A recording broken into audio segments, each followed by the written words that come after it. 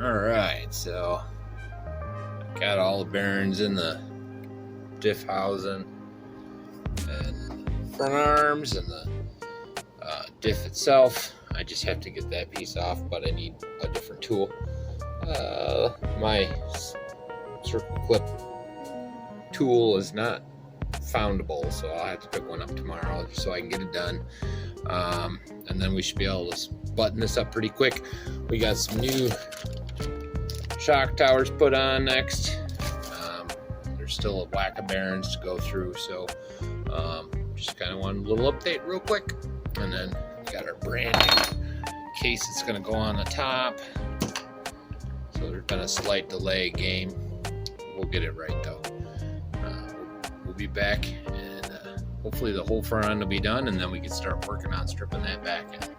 And then I also got to start cleaning up my plastics, but this primarily the video is going to be just stripping the front ends and showing you where the bearings go. So one thing I wanted to say is for those that haven't done this before, you have two different size. So there's two different sizes of this outer diameter one.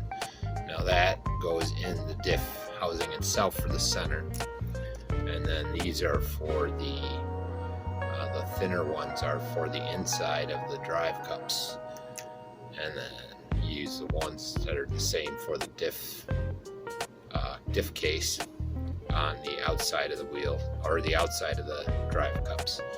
And then I got to figure out all these little guys, which I got a feeling some are going to be in there. So I haven't even looked at that yet. So this video might get a little long. We'll see what happens.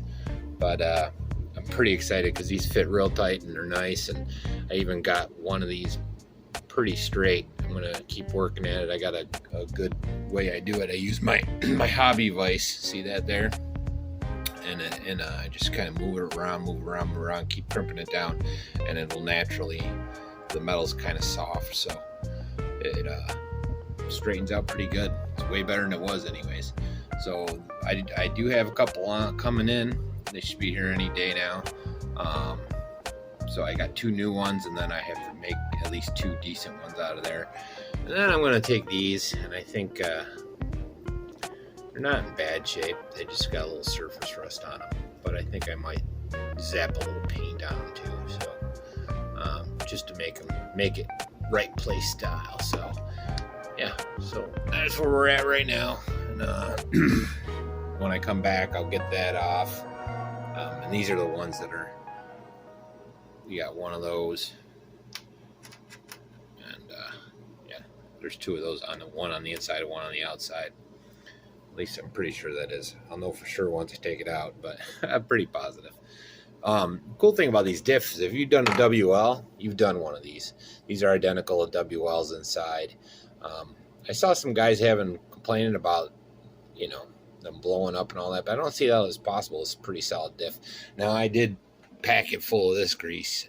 I mean, it was coming out every freaking orifice, so it was pretty crazy. But it's nice and stiff. It's almost it's not locked at all, but it's almost.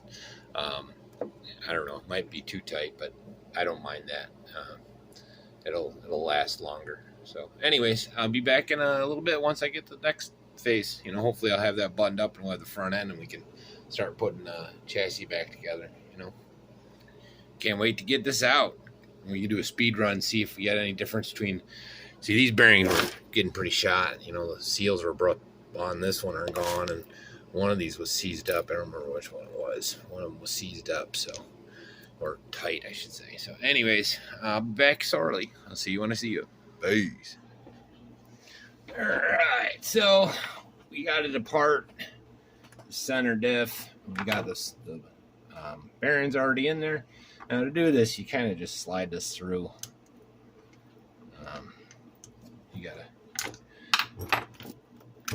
There's a circle clip on there, and you gotta kind of feed it through the dog bone here, just kind of like that on the inside. Get it in place, and then you put it through the other side like so. And once that's in place, man, these are some nice bearings. once that's in place, you take your circle clip, which go get a set of these. They're like $6 at Harbor Freight, and if you got a Harbor Freight near you, it's worth every penny. And you just kind of push it in. Make sure it's in the hole. Looks like I might have bent it a little. Nothing a pair of pliers can't take care of. But these are lifesavers. I had another set of those somewhere around the house, but I had to go buy another one because I couldn't find it. I got a barn full of tools and crap. You know how that goes, guys. I'm not really happy that that pin bent a little, but it ain't hard to bend back.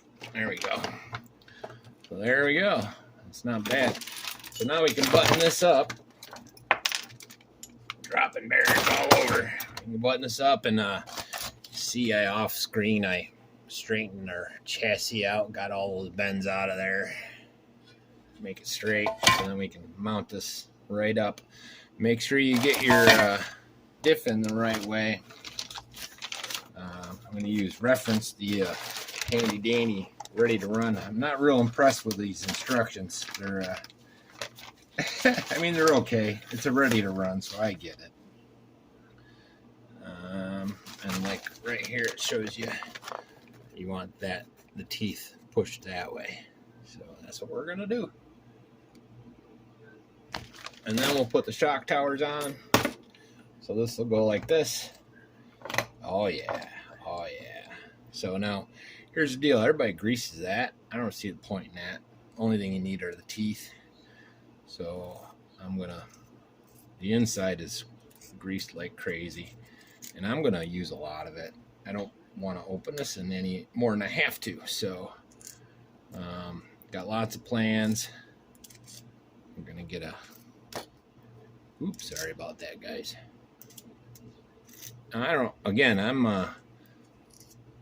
still new to RC, but this is the way I take care of real stuff as opposed to fake. Right? Speak English, Paul. So there, see that? That's nice. That's nice. And that's all you're looking for is those teeth. You know, you're not looking for anything in between. And like I said before, we got this guy bent right. So might as well get it right before we start. We'll put our new, that's the old one. Where's our new one? There's the new one. And if I'm not mistaken, it's these.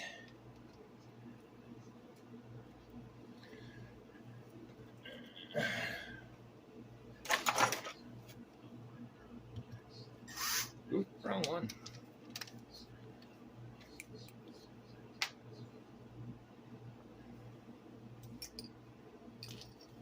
So I'll come back. I'm just going to do quick clips of pieces as they go. I'll come back after I get this buttoned up. There's 4 of these bolts on there.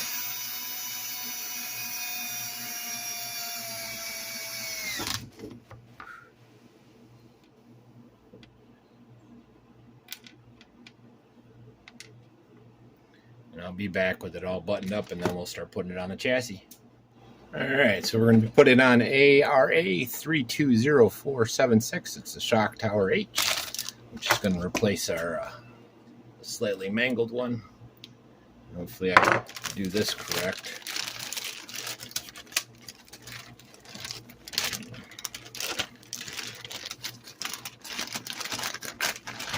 Once we get the front end all together, then I'll put it on the chassis. But it's pretty simple. It's just like any smaller car, just bigger. It goes on the inside. There's your steering column for the inside. And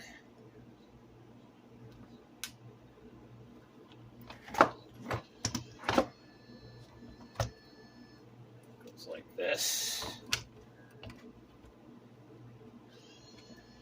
Come on.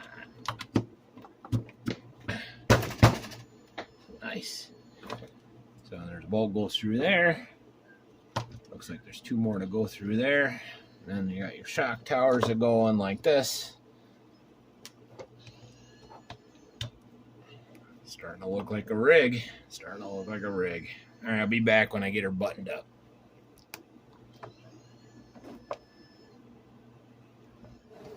All right, I figured I'd show you the steering column. These two posts go where the steering column goes on. And any luck, it's just a little tap, a little love tap. And then you can put your arms on, which is kind of where we're going. I might have to replace that guy. I'm not sure yet. We'll see.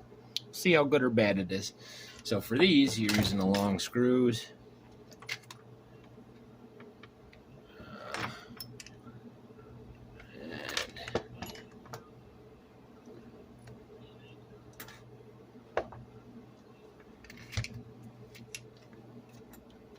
Get it lined up right.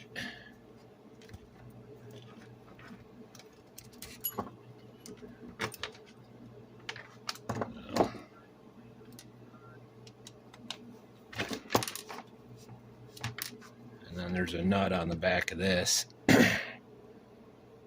Where'd it go? One of these. It just slides right in there. You just anchor her down.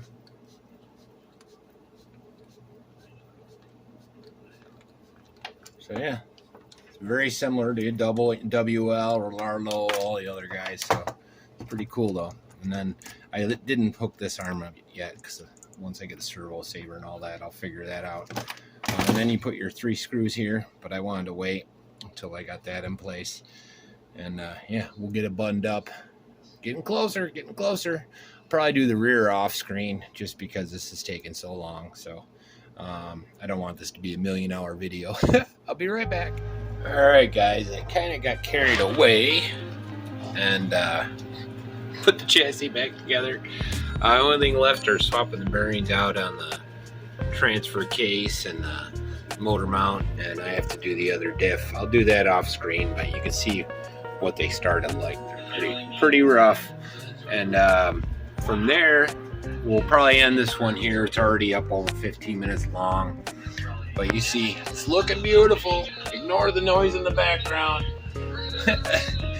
Kill Tony just went on. So anyways, we'll be back and put this guy back together and we'll get it out for a run.